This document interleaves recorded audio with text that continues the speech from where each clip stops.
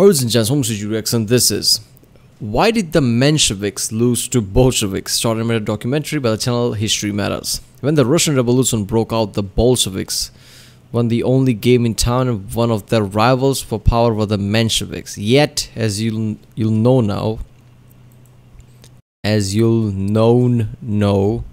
okay, it was the Bolsheviks that went on the victorious. But why? Okay, first of all, okay. So Mensheviks were the actual Bolsheviks and Bolsheviks were the actual Mensheviks, right? Because that's what Bolsheviks means. Bolsheviks just means majority, while Menshevik means minority. Even though Mensheviks were the majority and Bolsheviks were the minority. Yeah, that's just Lenin right there. Lenin, when I think of Lenin, I think of, Eric Cartman from South Park. He's just like, fuck you, we are the majority. Like, what you talking about, man? Can't you do basic mathematics, right? Can't you just see we are the majority? No, man, fuck you, we are the majority. So that's just ridiculous. And yeah, why did the Mensheviks lose to Bolsheviks? Because Lenin, he was really extreme, right, in his way, and with the World War I and collapsing economy, right, people are just pissed off. And at that, that is the portion, right, where economy is crashing. There is a war on, world war, if anything, the Great War. This is the recipe when people just choose the extreme route, right? And Lenin was just there, right, screaming, basically. Same shit happened with, Nazi Germany, right? Germany was screwed completely after the World War I with all the Paris Accord and shit like that. Their economy was shit. And so another extreme guy in front of podium came, and that's how we got Hitler. The same thing with Lenin, right? He was extreme. So people were like, yeah, man, he has some idea. He's going to change things. Yeah, Communist Party. There you go. So that's why.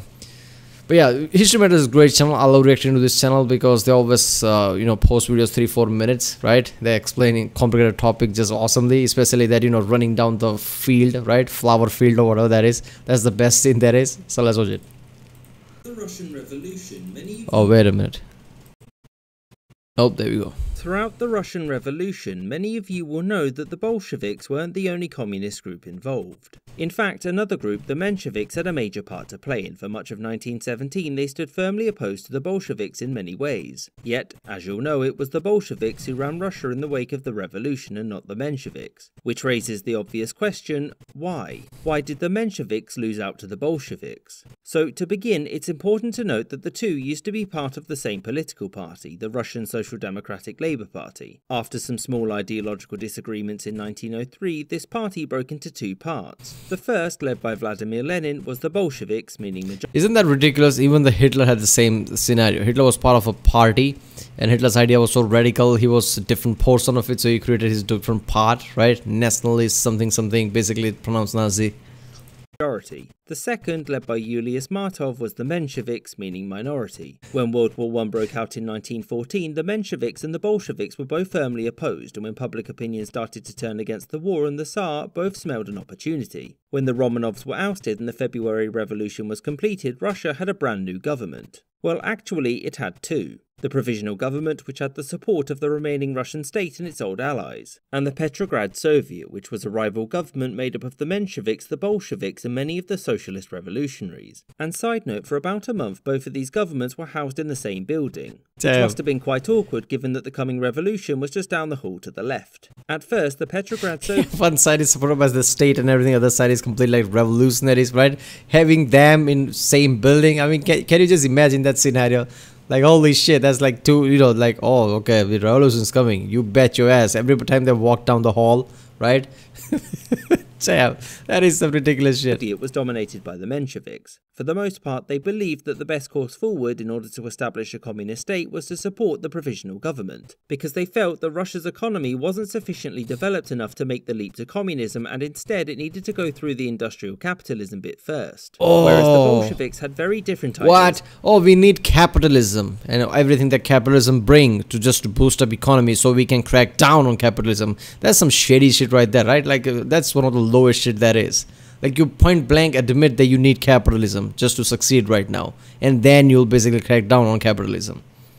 on how to achieve a communist state. In the end, the Mensheviks even ended up taking cabinet positions and most notably supported the continuation of Russia's involvement in World War I. And this was a fatal mistake, since the basis of authority for the Mensheviks within the provisional government was the support of the soldiery. This led to a breakdown in cooperation between the Bolsheviks and the Mensheviks, and importantly saw the Bolsheviks rapidly gain support. In July, some of their supporters attempted to overthrow the government, which failed, and as a result, the provisional government, including the Mensheviks, cracked down on the Bolsheviks, leading to the arrest of some and forcing Lenin into exile. It wasn't long afterwards that there was an attempted military coup, which failed, but most people saw the government as complicit in it. As such, many people now turned to the Bolsheviks, and things got even more tense, leading to Lenin returning because it was time for Revolution number 2. As you'll know, this one saw the Bolsheviks placed in complete control, providing you ignore the long and incredibly brutal civil war that followed. As the war... Yeah, I can't even imagine what Lenin was thinking there, right? Like, oh hell yes, everything's just falling my way, right?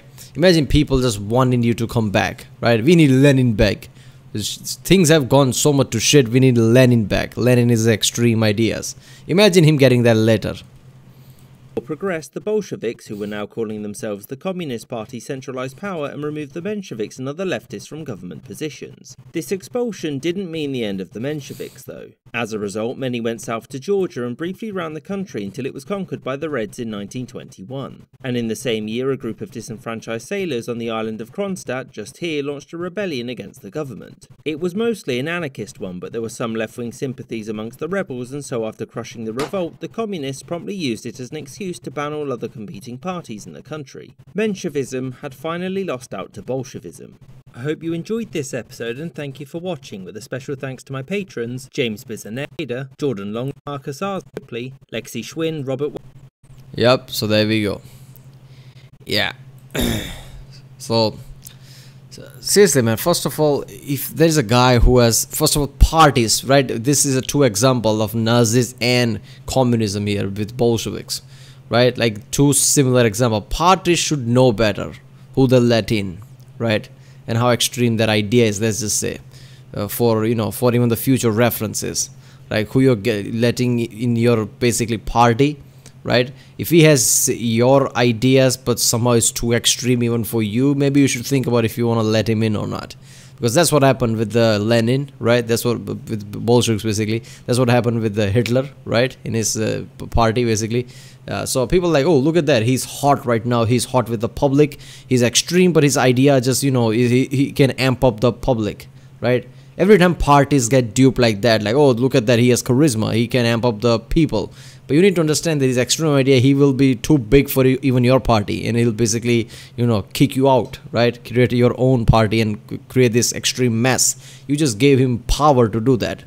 And at the crisis time, extremists like that will get people support more and more, because people are desperate. They will go for desperate measures. So yeah, that's just fucked up. Alright, well, that was the why did the Mensheviks lose to Bolsheviks? Because of Lenin.